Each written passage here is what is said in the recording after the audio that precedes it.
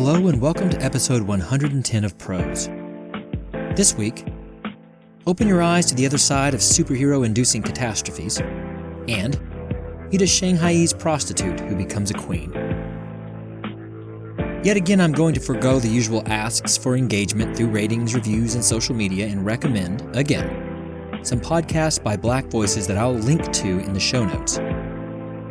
Go listen to Black on the Air with Larry Wilmore, Code Switch from NPR, Star Talk Radio with Neil deGrasse Tyson, Be Heard Talk, formerly Let Your Voice Be Heard Radio with Selena Hill, Two Dope Queens with Phoebe Robinson and Jessica Williams, and Still Processing with Jenna Wortham and Wesley Morris.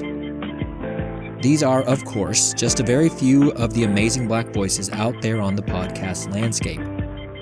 Listen to them, learn from them, amplify them. Now let's get to the tales, shall we? This week we have The Afflicted and The Queen of California. Enjoy.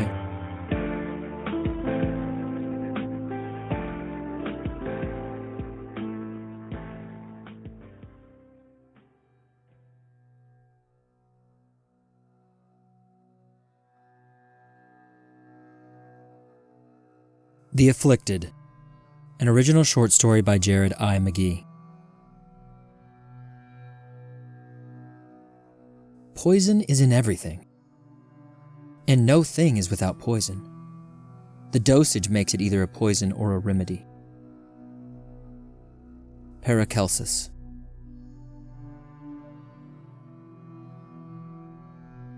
I once read somewhere that people still can't handle Marie Curie's notebooks in France's Bibliothèque Nationale in Paris, and won't be for some time to come. Supposedly, the half-life of the radium-226 is something around 1,600 years.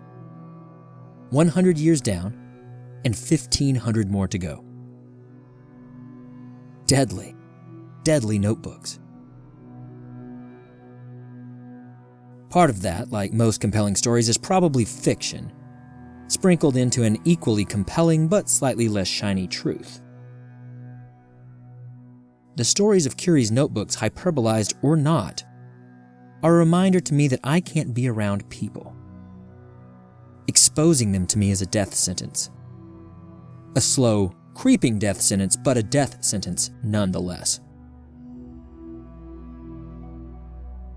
The recent spat of accidents haven't really gotten any bad press, but I am a living, breathing example of how the literal and figurative fallout from the event with the reactor caused very different reactions in and from people. The news, as always, was deeply saddened by the initial loss of life in the wake of the meltdown. The explosion. The whatever. The degree of sadness in the morning only lasted the obligatory news cycle, and once they realized the event was creating mutations in a handful of citizens, causing them to blossom into comic book-like beings come to life off the page, those lost in the accident were quickly relegated to the annals of forgotten legions to the ever-shortening attention span of humanity.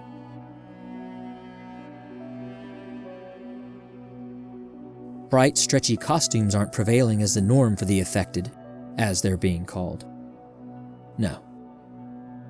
The woman with the enhanced strength wears a sundress with sunflowers and baby's breath pattern. The man with bones that immediately reknit, making him quite formidable, wears skinny jeans and waxes his hipster mustache. The teenage girl whose eyes were burned out by the initial flash, but who gained telepathy that also allows for something akin to echolocation, dresses in baggy all-black attire and jangles with her excessive bracelets, sliding around on her arms when she walks. Stephanie Myron, Joseph Bendenair, Lily Flint. No jazzed up names, just three normal people turned into something different by circumstances beyond their control. The Affected.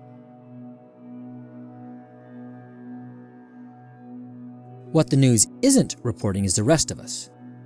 We who have dubbed ourselves the Afflicted. Not everyone hit in the meltdown gets to fly or hyper heal. We Afflicted are doing our best to stay anonymous while communicating and forming a bit of a support system for ourselves.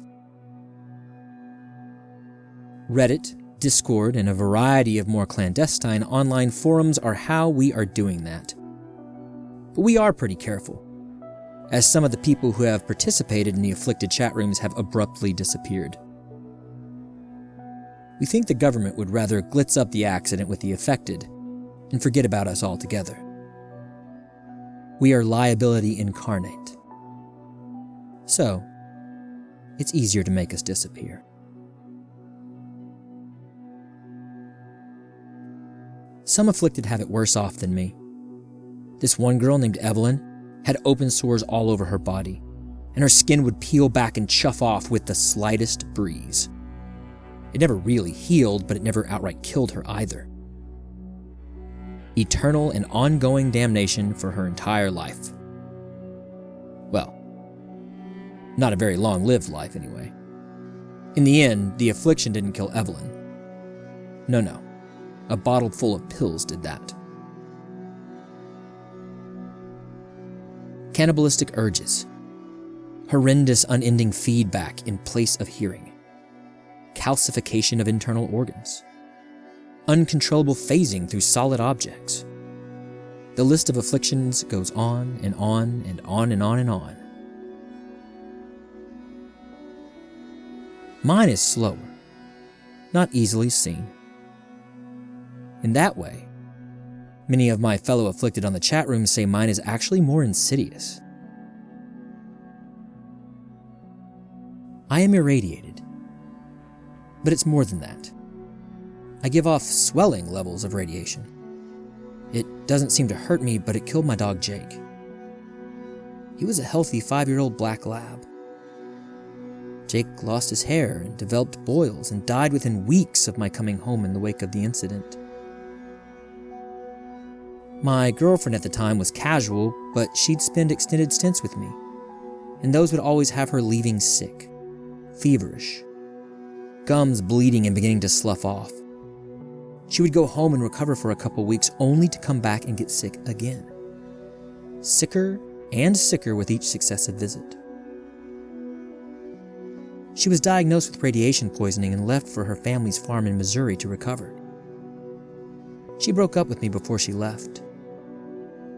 She didn't know for sure that I was hurting her, but she knew. So I find myself now fully withdrawn from society a year after the meltdown. More and more of the affected have come forward, most of them quickly being employed by the government or the super rich, becoming something akin to the Hollywood superstar. Less and less of the afflicted are showing up to the discussion boards and Twitch channels and chat rooms.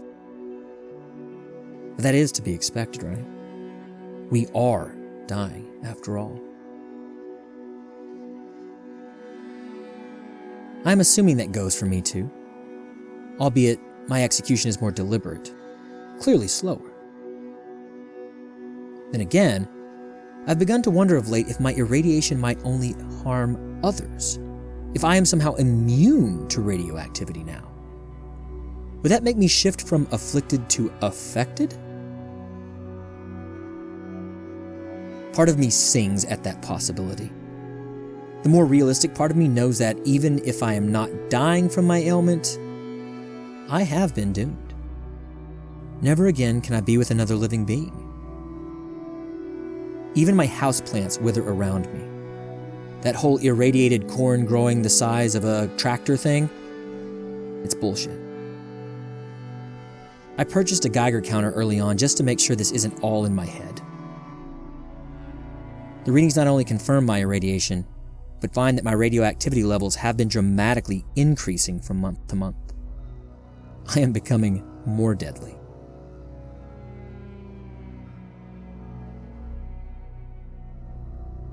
I would like to think that, like Curie's notebooks, I might still be useful, or at least novel, or worth keeping, despite my being the executioner's blade to anyone who would have me, anyone who would engage me in any meaningful way. So, I will continue in my life of solitude, locked away and working solely from home, hearing the sounds of the city through my now lead panel-lined walls. I am poison. I am lonely. I pray that I can continue in this purgatory without my sanity cracking, without deciding that just one beer, just one hug, just one day in the park, just one fuck is worth the life of another. The more I consider this, and the more I feel my mind begin to start to chip under the burden, the more I understand all those villains in comic books. But I can't allow myself to become a monster. No. I already am a monster. I can't allow myself to become monstrous. I am poison. I have to repeat it. It has to become my mantra. I am poison. I am poison. I am poison. I am poison. I am poison. I am poison. I am poison. I am poison. I am poison. I am poison. I am poison. I am poison.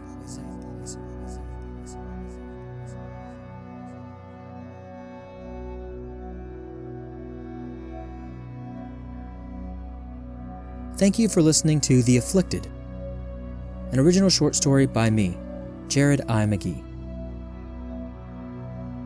Please stick around for our next short story, a wonderful tale of slightly altered true fact history, taking a look at the rise of an immigrant who became a prostitute, who became a queen. Please stick around for The Queen of California.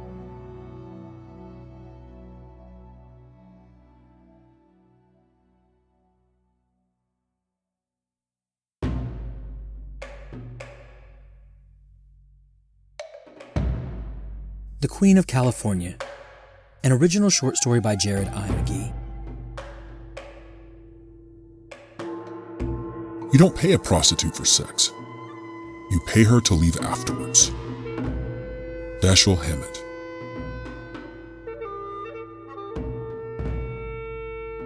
The Barbary Coast was not what Zhang Nuo was aiming for when she left Shanghai for San Francisco. She had heard of tales of opportunity, and streets literally lined with gold that the brave miners could actually pick straight out of the California streams without ever having to actually mine at all. The city. Her new city was anything but golden, though. The locals were far from welcoming to a young woman who didn't understand a word of English to begin. Many women coming over to America to start new lives alone found themselves homeless and cast out, eventually dying from exposure or hunger or any other number of things to be expected when one sleeps outside in the wilderness. Nuwa avoided complete banishment. Unlike many of the women she saw crawling about the margins of the city, she was pretty. Very pretty. She was slight. She had clear skin, bright laughing brown eyes, and a straight white smile. The city wasn't going to abandon her to the life of exile so many other immigrants found upon arrival. But it wasn't going to do her any favors either.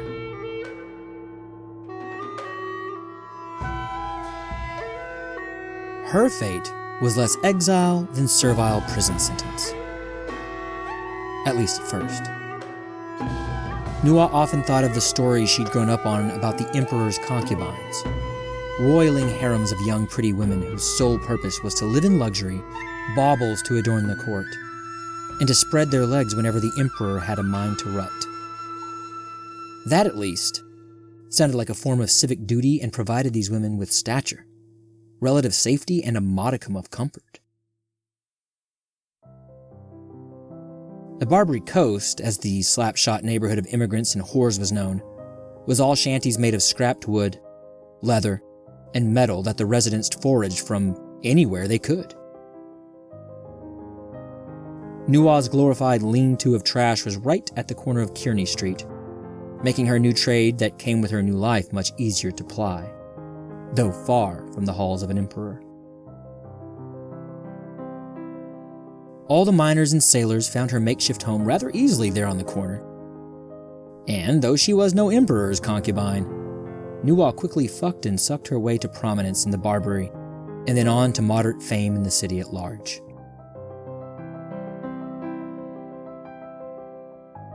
Zhang Nuwa had no desire to become a prostitute. She certainly had not had that life in mind when she boarded the ship that brought her to California. But once stuck in an infinitely sticky situation, Nuwa decided that if she was going to be forced into prostitution, she would be the absolute best whore she could be. In the beginning, she was quite intimidated by all the Mexican and white women of the Washingtons. Washington Hall and Washington Street, respectively. They charged more, tried to package themselves as a high-class service for gentlemen, and were, therefore, generally in far higher demand. At first. But not for long. Within a year, Nuwa had made enough money and garnered enough fame to bid farewell to the Barbary and move into her own home on Pike Street, closer to what passed for civilization there in the West. Within another year, she had a growing empire of women who took orders from her. From being a hungry beggar for men's pennies to being an empress of whores. With her growing success, she began to feel that she was doing her people proud.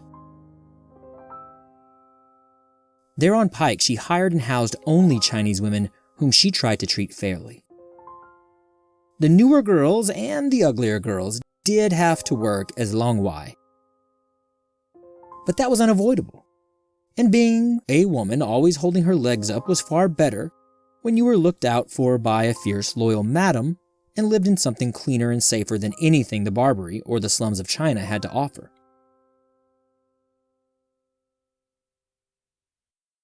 So Nuwa was bettering her people in the immediate present and was acting like a brand ambassador for all Chinese people, showing the men of San Francisco that Chinese women were beautiful, smart, unbowed, enterprising, desirable, and not to be downplayed. They were human. They were powerful. They were human. With success came enemies. The Washington's women all loathed Zhang Nuwa from the beginning, but the men of San Francisco and the surrounding areas began to be envious of her successes too. Time and time again, people sought to deride her and her girls. No, their vaginas didn't go from east to west versus north to south, as was so often rumored. And take what was hers. Yes, she could tell the difference between gold and brass, diamond and glass. Nuwa successfully fended off these attacks for the better part of a decade, putting her cyclonic energies to good use. But as more of her countrymen and women streamed into California in the wake of tragedy after tragedy back home in China, she began to see the tides of public opinion turn on her, and her hard-won fame and visibility quickly became a liability to her and her charges. Equally problematic, the lawless West was beginning to be subdued by the legalities of the U.S. Temperance and lawmen began to chip away at her business. Like the survivor and entrepreneur she was, though, Nuwa began a relationship with the marshal put in charge of all of San Francisco, ensuring that Joseph Calhoun wouldn't shut her down or harm the women under her protection. That relationship kept the dam from breaking for a time. But Calhoun was violent, and that violence spilled into the bedroom where Nuwa, a woman who had encountered every type of proclivity and perversion of men and women, was surprised to find something new for the first time since her childhood dalliances and explorations. Extraordinary barbarity, brutality, and sadism. Calhoun's sadistic tendencies were being echoed throughout the fully incorporated California. After 15 years of being untouchable, first because of her being less than human and then because of her unmatched fame and power, the whites of the city began to pass laws that didn't just curtail prostitution, though they did that. That didn't just curtail Chinese prostitution, though they also did that. But that were openly, unapologetically aimed at suppressing and oppressing Nuwan and her countrymen and women. When she saw her girls begin to suffer, she knew her time in the city was done. Zhang Nuwan sold her place on Pike to some bored, wealthy white women who found the idea of owning what used to be a parlor sin exciting and novel. They apparently thought some of the spice and sexiness of the body place might eke into their own drab lives. Nuwa gave her girls a bit of the sum, a pittance really, but at least enough to keep them on their feet and able to find their next jobs and homes for a month. And she promptly abandoned her adopted home city. For the second and final time, Nuwa ran from persecution and violence, a refugee of the hatred and rules of men yet again. She set her sights on the still unruly south of California, near the border with Mexico. She knew from experience that if she tanned her skin, she could often pass as mixed race, which allowed her to sidestep some of the new racist laws taking hold in the state. She also had one eye turned toward marriage. She was the prettiest woman in all of California, after all. Every man from the lowliest sailor to the new first U.S. Senator from California had told her that, and had spoken quite publicly of her unmatched beauty. She could always fall back on prostitution. There, she was a master. But with the money she already had, her extreme intelligence, and her keen business acumen, Nuwa was relatively confident that she would be able to reinvent herself fully. She couldn't help but be pleased at the surprise she'd give the lucky man she chose to allow to marry her. Gold in the bedroom, gold in the pocketbook, gold in the talking parlor. All that poison that was given her over the years, she'd taken it and turned it into a burning fire that made her famous and successful beyond her wildest dreams. Now she had ambrosia running through those veins, pumping through her heart. She was a queen, a goddess, and she knew it.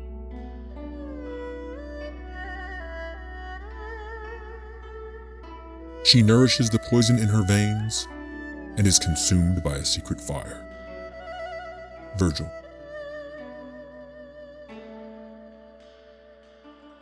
Thank you for listening to The Queen of California, an original short story by me, Jared I. McGee. All sounds that you've heard come from YouTube's free audio library, freesound.org, or are of my own make. Those sounds that aren't mine are being used under CC 1.0 Universal Public Domain Dedication licenses. That does it this week for Prose. I certainly hope you've enjoyed our tales, and as you're out there milling about this wide world, do your best to love those around you, tell them that you do, and embrace this life as it is always, stranger than fiction. Thanks for listening.